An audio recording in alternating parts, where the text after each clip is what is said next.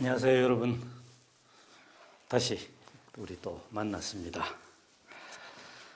날씨가 이제 많이 추워졌어요, 그죠?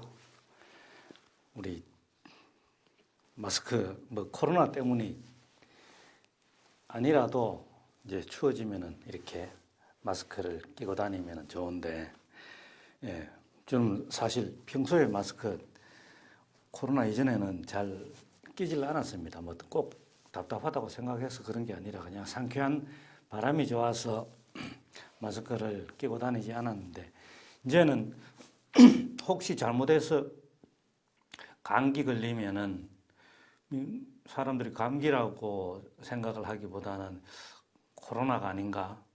그러니까 당장 본인부터, 그죠?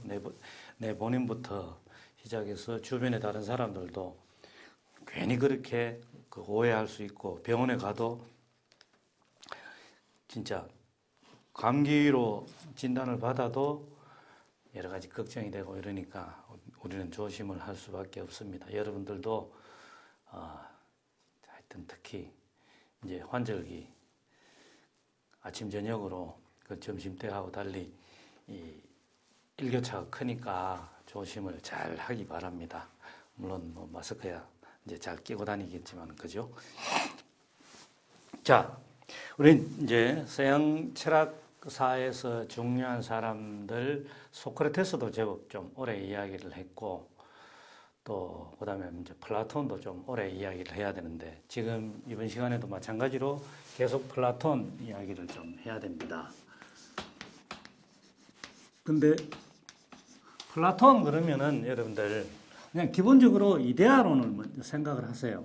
이데아론만 생각을 하면 되겠습니다. 플라톤의 이데아가 무엇이냐? 여러분들한테 지난 시간에 참 여러 가지 설명을 하고 했는데, 교재에 따라서 이제 조금씩 보면은 이데아론을 좀 더 이해하기 위해서, 그죠? 보편자로서, 보편성으로서 이 다른 세계에 있는 이데아 세계를 이야기를 하는 거니까. 근데 지금 이제 플라톤 사상이 이러하다 하는 것을 우리는 이제 배우고 알고 이제 그렇게 하는데, 근데 여러분들이 생각을 해야 할 게, 그게 누구의 사상이든지 간에 무조건 그 사람의 사상이 맞다 이렇게 생각해야 할 이유는 없는 겁니다. 일단 그 사람이 어떻게 생각을 해서 어떤 사고의 과정을 거쳐서 자신의 이 사상을 정립하고 그리고 주변 사람들한테 이야기하고 또는 가르치고 했는가. 그걸 지금 플라톤, 소크라테스 이제 이어서 이야기할 아리스토텔레스도 마찬가지입니다만은 지금으로부터 2500년 전인데 왜 오늘날도 여전히 플라톤이 이야기되고 있을까? 사람들 입에 오르내리고, 그냥 오르내리는 정도가 아니라 적어도 우리 이제 과목처럼 서양 철학사 입문이니까 그걸 통해서 서양 철학사 전반에 플라톤의 사상이, 그리고 또 이어서 이야기할 아리스토텔레스의 사상이 계속해서 이어질까? 도대체 뭐 때문에 그럴까? 이제 그 생각은 우리가 해보는 거죠. 이게 직접적으로 지금 오늘날 우리가 여러 가지 지식으로 접하고 있는 그것과는 이제 당연히 직접적으로 관련은 없다고 할 수도 있습니다. 하지만 그 밑바탕에 깔려 있는 것들 생각을 해볼 수 있습니다. 그게 이제 서양 철학사에서는 소크라테스를 이제 기점으로 해서 이제 이성 철학이 시작이 되는 거니까 플라톤 사상과 아리스토텔레스 사상이 이렇게 아주 대비되는 겁니다. 이 동양에서도 생각을 해보면은 지금 우리나라 전통 사상 그러면 여러분들 뭘 먼저 떠올리게 됩니까? 그걸 알고 모르고를 떠나서 많이 들어왔던 게, 그리고 생활 속에서 이러할 것이다 하고 생각을 하는 게 유교 사상이잖아요. 근데 그 유교 사상 그러면은 여러분들 아마 꼬리타분하다 혹은 보수적이다 이런 식들로 생각을 많이 할 텐데, 당연히 그건 유교 사상뿐만 아니라 그 어떤 사상도 다 그런 면이 있습니다. 하지만 그런 면만 있는 게 아니라 다른 면도 당연히 있거든요. 모든 것에 양면이 있는 것처럼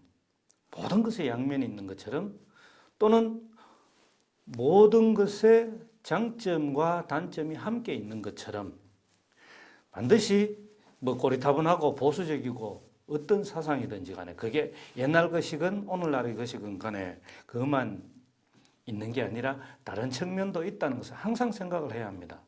그게 단적인 예로 뭡니까?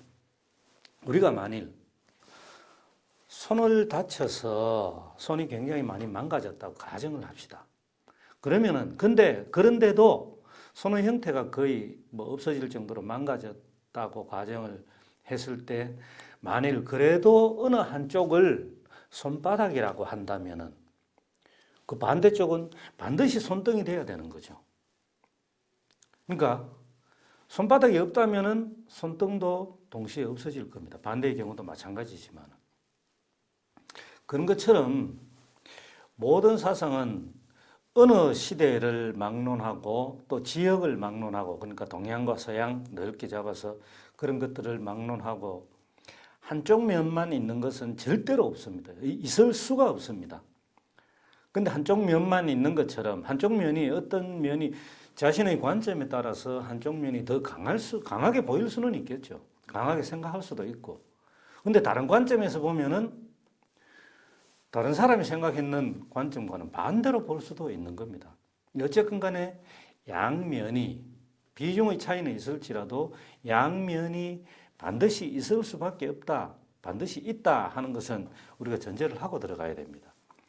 그래서 플라톤 사상에서 양면, 그 양면이라고 하는 것은 장점과 단점만을 가지고 양면을 이야기를 할 수 있는 게 아니라 그것도 당연히 양면을 이야기할 수 있지만은 다른 한편은 우리가 이것을 일단 어떻게 생각했는지 알고 배우고 그리고는 그 사람의 생각을 바탕으로 나의 생각을 플라톤 사상과는 다르게 예를 들어서 플라톤 사상과는 다르게 전개할 수도 있는 겁니다.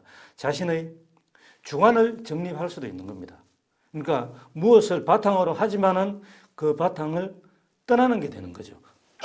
그런 식들로 얼마든지 할 수 있다는 점을 생각을 하고 이제 계속해서 이 서양 철학사 입문 이걸 공부를 해보는 겁니다. 그러니까 여러분들이 책을 읽을 때에도 마찬가지로 그런 식으로 하는 겁니다. 일단 알고 보자.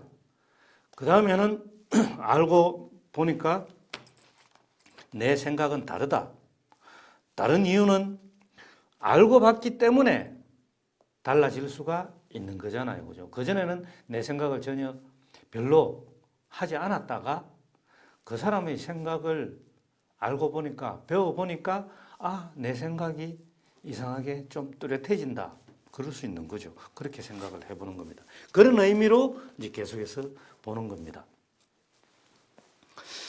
자, 우리 그 교재 132쪽에 보면은 132쪽에 보면은 이미 내가 이제 이야기했는 그 내용이 나옵니다. 플라톤은 현실을 둘로 나누어서 분류했다. 하나는 여기 나오는 그대로 보면은 그냥 상하로 해볼게요. 감각세계의 현실이라고 해놨습니다. 감각세계의 현실.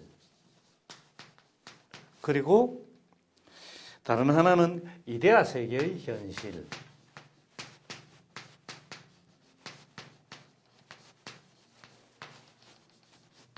근데 여기서 보면은 그러니까 이데아는 내가 이야기를 했듯이 지난 시간에도 이야기를 했듯이 그죠?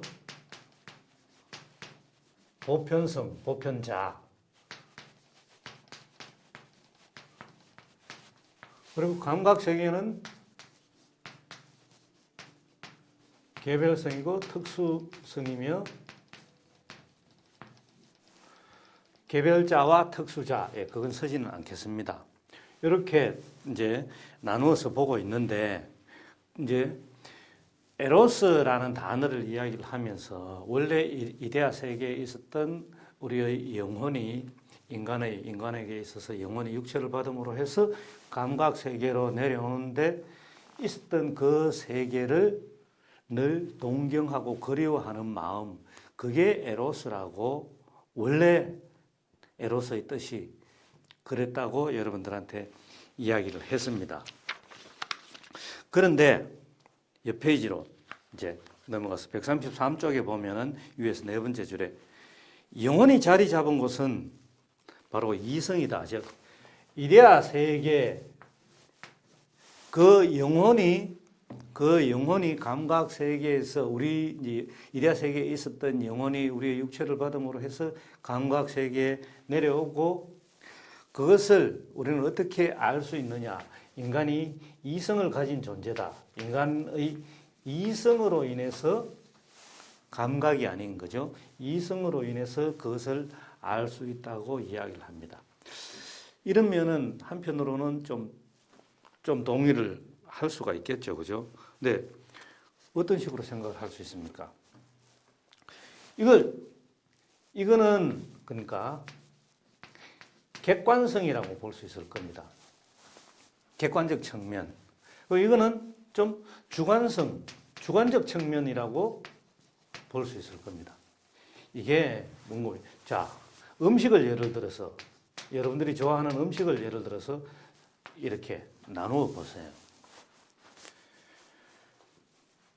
그러니까 이 객관성이라고 하는 것은 그걸 오늘날 같으면은 이제 과학적으로 딱 분석해서 영양분부터 분석해서 그죠? 그리고 이제 소금, 염도, 짜기의 농도는 어떠한지 등등 그리고 단맛은 어떠한지 그런 것들을 과학적으로 다 분석해서 똑같은 걸로 만들 수 있을 겁니다. 물론 아주 미세한 오차 차이는 있을 수는 있겠죠. 당연히. 근데 주관성은 뭡니까? 객관성으로 그렇게 음식을 평가를 한다면은 주관성은 사람에 따라서 그 음식을 어떤 사람은 굉장히 좋아하고 어떤 사람은 싫어할 수 있습니다. 그게 이제 개별성과 특수성에서 다 달라지는 거죠. 또 그럼 그 개인한테 있어서 개개인한테 있어서 주관성의 차이는 없을까? 있죠. 자기가 좋아하는 그 음식 배가 고플 때 먹어보는 것하고 이미 다른 걸 많이 먹어서 배가 부른 상태에서 아무리 좋아하는 것이라도 먹기 힘들죠.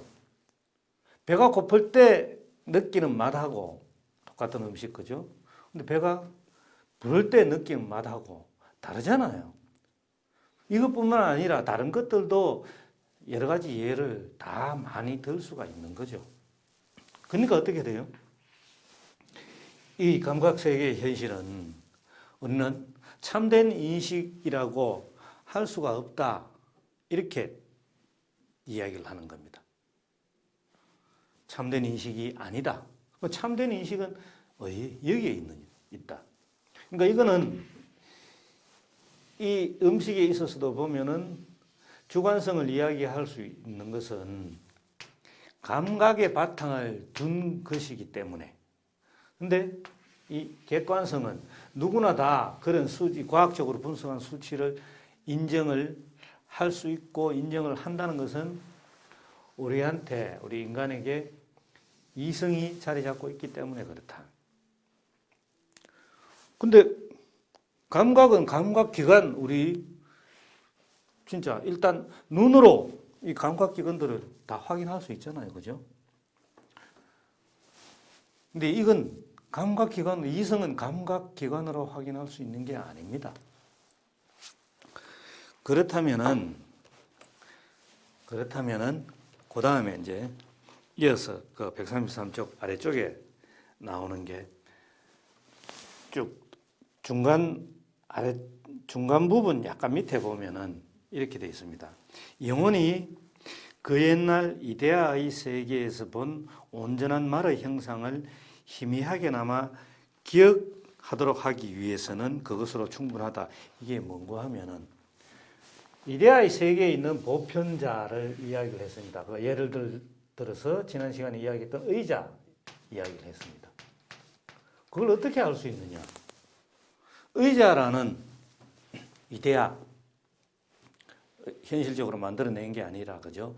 이데아의 세계에 있는 의자라는 것을 우리는 어떻게 알 수 있느냐? 그걸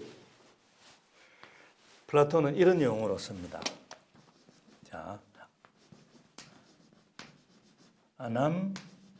아남네시스. 아남네시스. 상기하고 기억한다.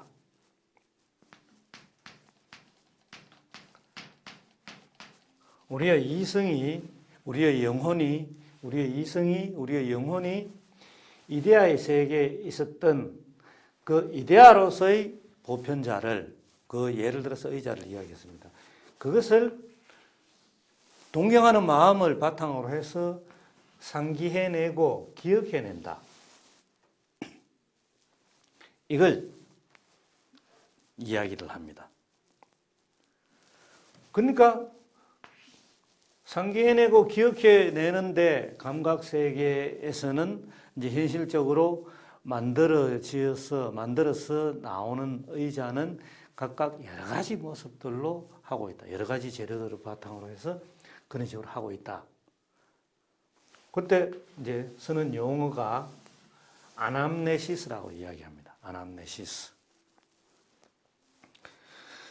그리고 이 아남네시스, 이제 상기와 기억을 바탕으로 해서 보편자로서의 의자를 개별성과 특수성을 가진 의자로서 만들어내는데 이 개개인한테 어떻게 해서 이런 그런 능력이 또 생길 수가 있느냐.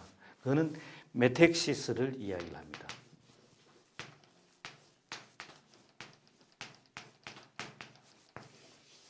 서로 그 능력을 나누어서 가진다. 이게 이제 사전에 찾아봐도 여러분들이 그런 식으로 나오죠. 뭐 이런 용어들은 지금 여러분들이 메모를 해두고 지금 현재는 당장 이 용어를 좀 생각하고 기억을 하고 이렇게 하면은 시간이 좀 지나면 좀 잊어버릴 수도 있겠죠. 근데 나중에는 보면은 다시 이제 또 이 단어 플라톤 사상과 연결해서 이런 그 개념이 나왔었지 하는 거를 또 떠올리면은 될 겁니다. 예. 자, 그 다음에 이제 그러면 그 플라톤 사상에서 또 중요한 하나 그 비유가 나옵니다. 134페이지. 이제 감각 세계, 이데아 세계의 현실, 이거는 계속해서 생각을 하면서 이렇게 봐야 되는데요. 여기서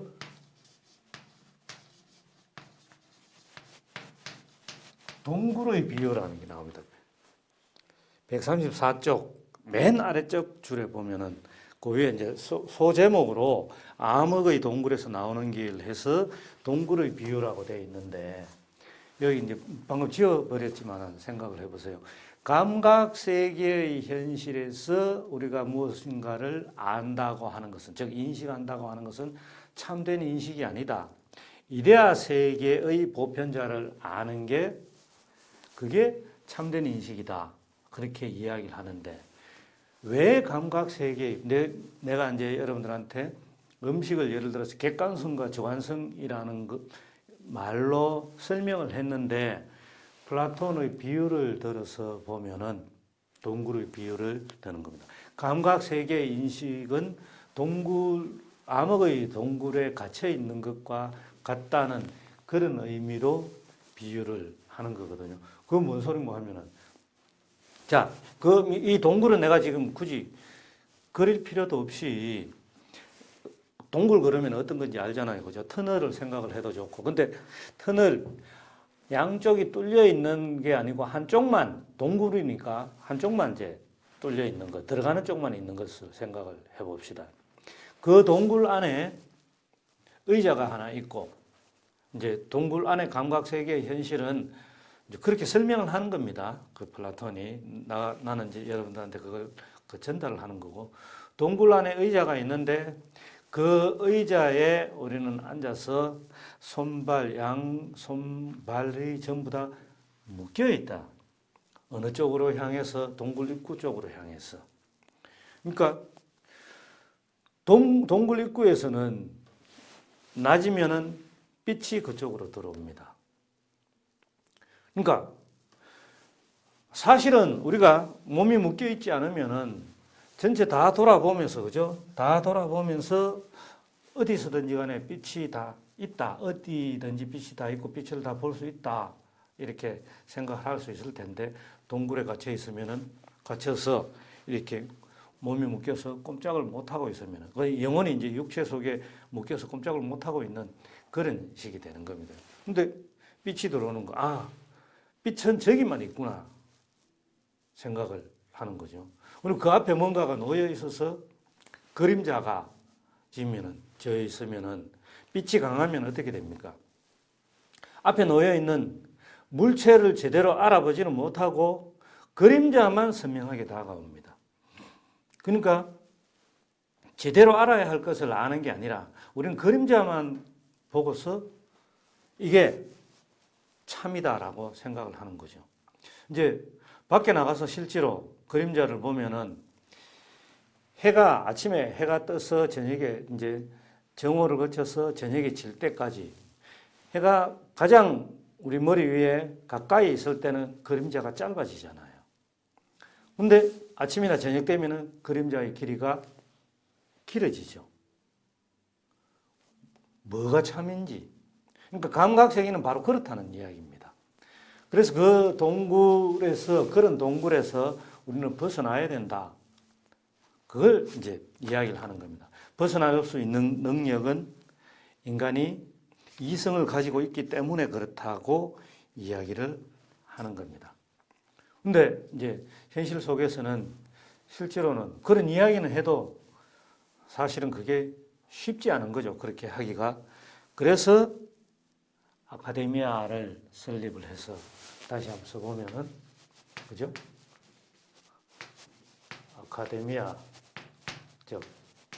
아카데미아를 설립해서 교육을 해야 된다고 이야기를 하는 겁니다. 그러니까 여러분들 이제 그 교육학을 또 그게 뭐 사범대학 전공이 무엇이든지 간에 어쨌든 간에 교육학을 공부해 보면 거기에도 또 플라톤 사상이 이게 굉장히 많이 나옵니다. 서양 사상에서는 특히 이제 서양 고대 이렇게 사상에서는요. 지금 오늘날 그 서양의 학문이라고 하는 것들 그 입문서들을 보면은 그러니까 이제 예를 들어서 교육학의 역사 이런 식들로 과학의 역사 이런 식들의 책을 보면은 전부 다 등장합니다. 이런 사람들이 지금까지 오늘까지 우리 그 서양 철학사 입문 수업을 하면서 언급했던 그 서양의 철학자들이 다 등장합니다. 그만큼 모든 학문의 바탕을 이루고 있다는 이야기인 거죠. 그리고 그만큼 또 연구를 하고 다루어 왔습니다. 옛날 그 철학자들이. 이제 이게 나중에 중세하고 연결해서 중세가 아니라 참 중세하고 뭐 근세 서양 학문 전체를 연결해서 보면은 하는 이야기가 철학은 모든 학문의 근원이다. 이제 철학이 모든 학문의 근원이다. 괜히 나온 소리가 아닌 거죠. 근원부터 우리가 어떤 학문을 한다면은 도대체 그걸 왜 하는가 하는 근본을 문제 삼는 게 철학이고 그렇게 철학이 제공했는 근본 위에 각각의 개별적인 학문들이 발전해 왔다 하는 것을 혹은 그게 발전이라고 이야기할 수 있는지는 모르겠습니다. 이제 엄격하게 따져봐야 되니까 그 이후로 이제 전개되어 왔다 이렇게도 이야기할 수 있는 거죠. 자, 이 아카데미아에서 교육을 하면서 플라톤은 이제 이렇게 이야기합니다. 국가윤리 교재 136쪽에 하고 이제 나오는데요. 나라는 교육을 통해서 나라, 즉 국가, 플라톤의 국가론 책도 있거든요. 그런데도 보면 나오지만은 철학자가 다스려야 한다. 철학자가 다스려야 한다. 이 제목도 지금 그렇게 되어 있습니다. 그게 왜 그런지 구별을 하는데요. 138쪽에 넘어가면은 세 줄을 건너뛰어서 밑에 표로 만들어 놓은 거는 표 안에 이렇게 해놓은 건 아니지만은 보면 이래 놨잖아요. 인간의 육체는 그대로 한번 적어봅시다. 인간의 육체는 머리와 가슴과 이 배라고 해놨는데 이거는 하체라고 생각을 하면 됩니다. 배 아랫부분. 예. 인간의 육체는 이렇게 머리와 가슴과 배로 되어 있다. 머리는 뭡니까? 옆에 나오죠. 또 인간의 육체와 영혼을 가진 존재니까 이 영혼이 머리에서는 이성으로 작용을 합니다. 그리고 가슴에서는 의지로 발현이 됩니다. 근데 배, 하체, 아랫부분은 욕망으로 작용을 한다. 지금 이렇게 이야기를 하고 있습니다.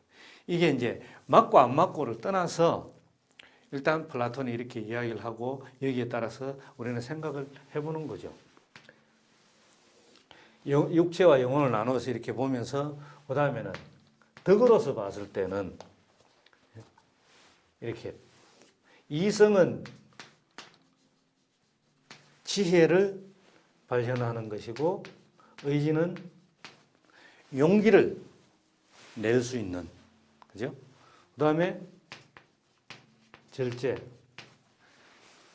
그러니까 이게 이제 플라톤 윤리학 때 되는데요. 그 순서가 지혜, 용기, 절제. 아마 여러분들 고등학교 때 이걸 이제 또 시험 때문에 배워왔을 겁니다. 인간은 머리, 즉 이성을 가진 존재이기 때문에 지혜로운 덕을 발휘할 수가 있고 가슴 또한 가지고 있어서 의지를 가지고서 용기를 낼 수 있다.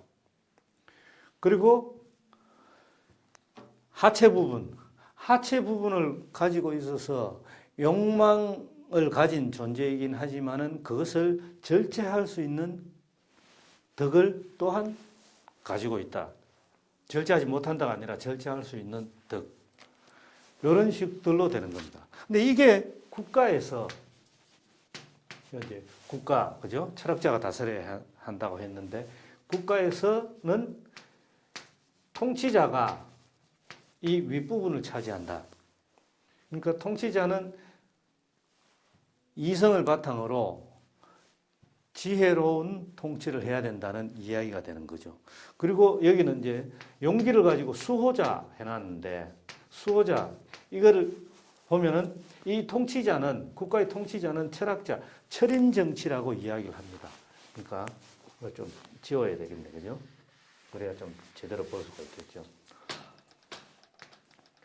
한자로 써보면은 철학자 철인정치를 해야 된다. 지금까지 플라톤 사상을 이야기했는 걸 바탕으로 이제 볼 수 있는 겁니다.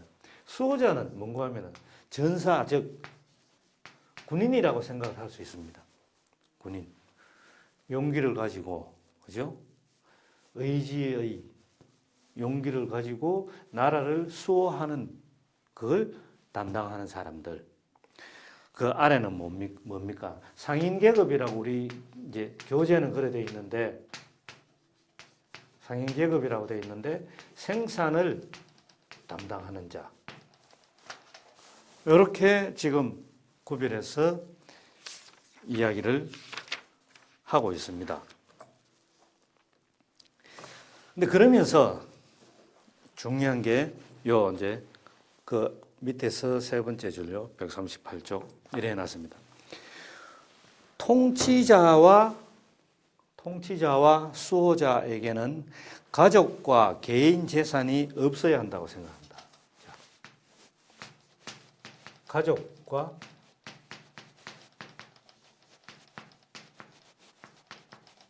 사유재산이 없어야 한다.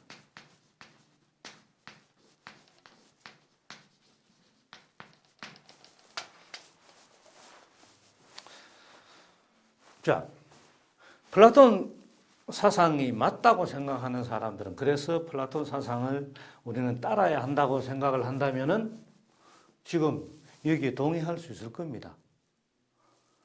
그러니까 우리가 이제 이런 걸 가지고 어떻게 플라톤이 그렇게 이야기를 했지만은 나는 그걸 인정할 수 없어 하는 의견을 가진 사람과 플라톤 말이 맞다 이러면은 이런 걸 가지고 이제 열띤 토론을 할 수가 있겠죠. 그 여러분들은 어떻게 생각합니까?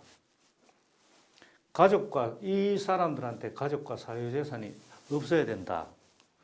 근데 한편으로는 정말 이 말이 맞는 것 같죠?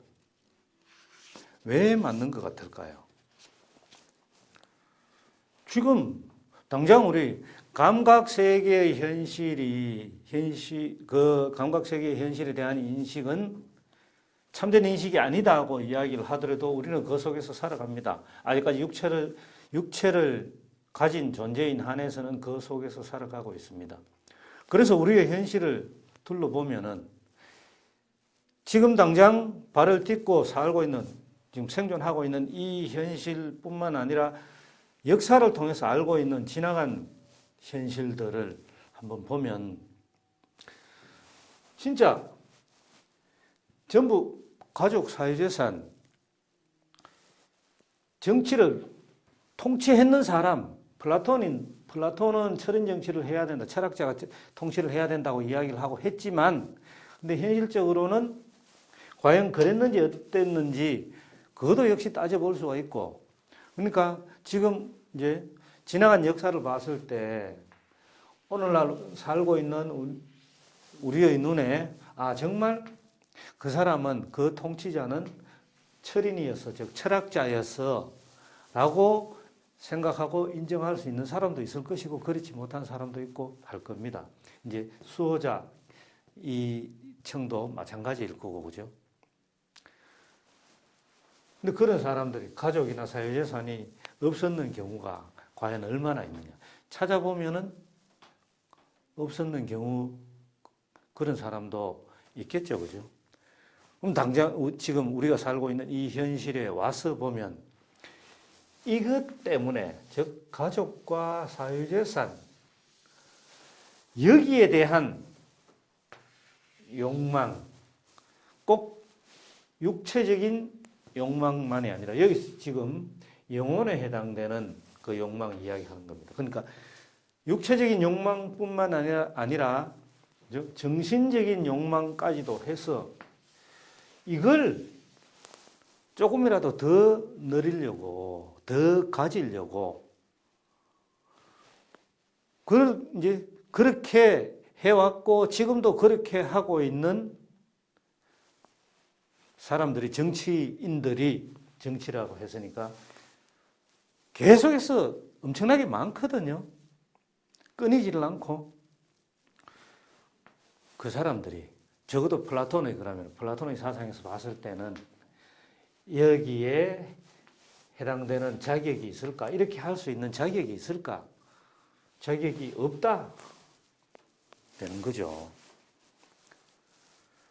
그러니까 우리가 이제 이런 플라톤 사상 같은 것을, 예를 들어서 플라톤 사상을 공부하고 알아보고 하는 이유는 그 플라톤 사상이 전부 다 틀렸다 할 수도 있겠지만은, 그러니까 아까 시작할 때 이야기를 했는 것처럼 장점과 단점 어느 하나만 있는 것은 절대로 있을 수가 없다.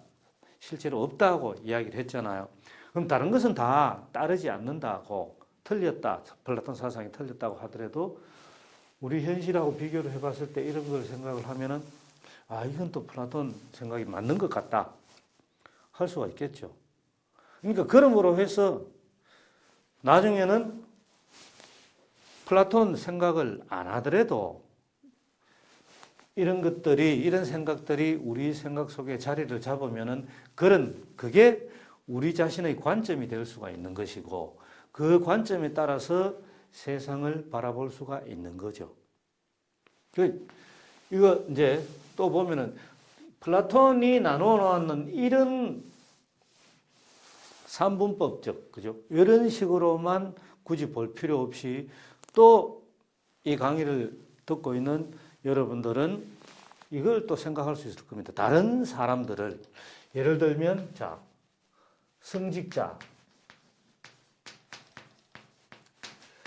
성직자들 같은 경우에도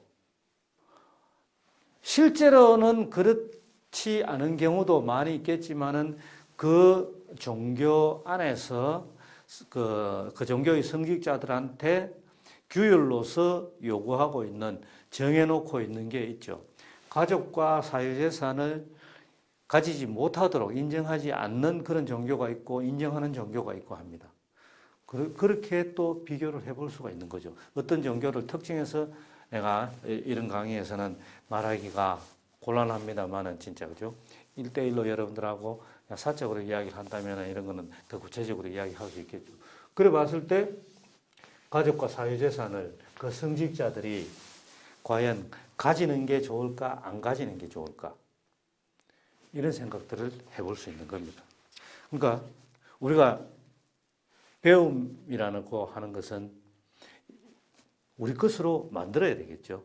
지식으로만이 아니라 그것을 지혜로 만들 수 있는 이제 그런 것들이 필요한 겁니다. 자, 이제 지우고 계속 이제 플라톤의 이데아론, 플라톤 그러면은 이데아론을 떠올리면 된다고 여러분들한테 이야기를 했고, 그러면은 이데아라는 단어를 영어에서 아이디어라고 사용하고 있고, 그죠? 이걸 한번 바탕으로 우리가 플라톤 처음 시작할 때 이렇게 썼습니다. 이게 아이디얼리즘, 독일어로 하면 쉽습니다. 요것만 딱 붙이면은 이데알리스무스, 관념론.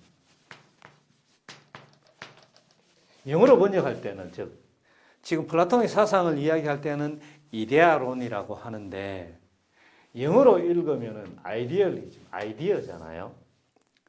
아이디어 이걸 일상 속에서는 아이디어라고 이야기를 하지만은 이제 그 철학에서 철학 용어로 하면은 아이디어를 관념이라고 이야기를 합니다. 이 관념을 지금 설명하고 있는 부분이 있어서 또 우리가 지식으로 좀 볼 필요가 있습니다. 이 책 147쪽에 보면은 147쪽에 보면은 위에 두 번째 줄에 이래 해놨습니다. 닭이 먼저일까? 닭의 이데아가 먼저일까? 예. 요 지금 책에 이렇게 저자가 이런 식으로 써놓고 해놔도 저자도 이렇게 물으면 던져놔도 대답을 못할 수도 있고 나 역시 마찬가지입니다. 모든 것에 다 대답을 물론 내 나름대로는 대답은 할 수 있겠지만 그죠? 이 책에 따라서는 아닐 수도 있습니다. 그 밑에 인간에게 타고난 이데아, 즉 본유관념이란 것이 있을까? 그다음 인간이 동식물과 다른 점은 무엇일까? 왜 비가 올까? 인간이 잘 살기 위해서는 무엇이 필요할까? 쭉 해놨습니다. 예. 플라톤 사상에 따르면은 닭이 먼저일까? 닭의 이데아가 먼저일까? 당연히 닭의 이데아가 먼저겠죠. 플라톤 사상에 따르면은 근데 그 밑에 인간에게 그렇다면 여러분들이 이제 함께 생각을 해보는 겁니다. 인간에게 타고난 이데아, 즉 본유관념이란 것이 있을까? 역시 플라톤은 본유관념이라고 해놨잖아요. 이제 한글로 적어보겠습니다.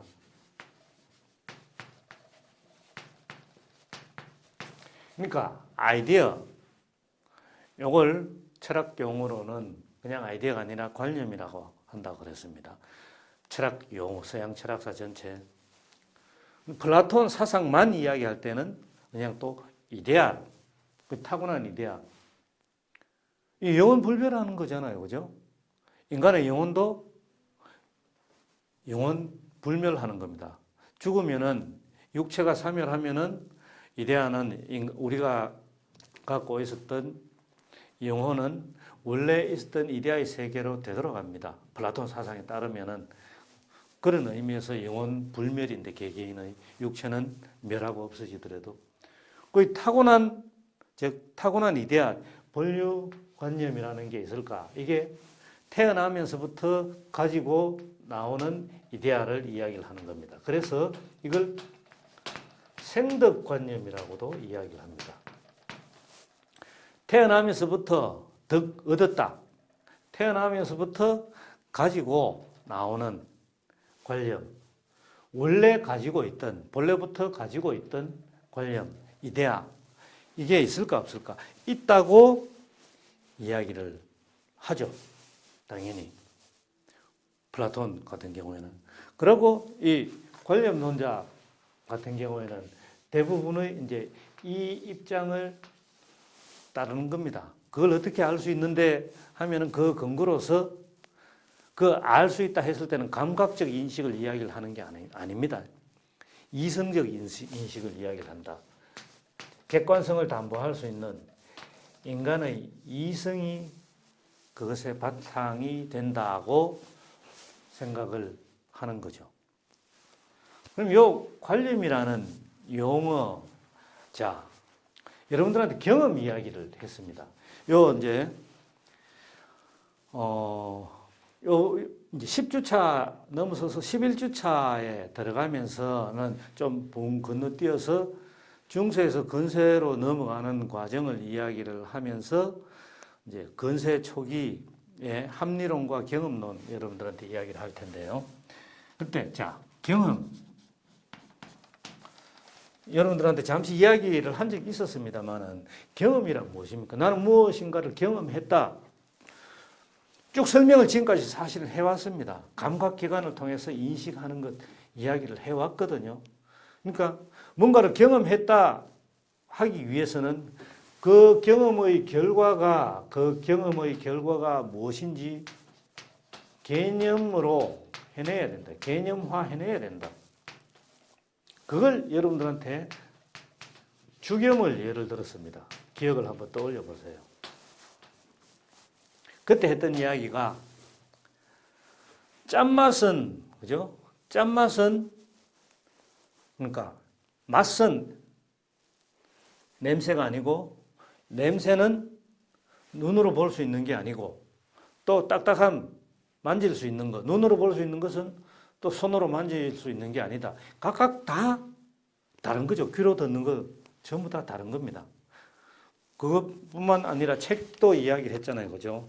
앞면, 뒷면, 옆면, 안에 그리고 재료 등등 갖고 이야기를 했습니다. 그건 각각 다 아닌 거죠. 우리 자신들도 생각을 하면은 여러분들이 부모님한테서는 누구의 딸이고 아들입니다.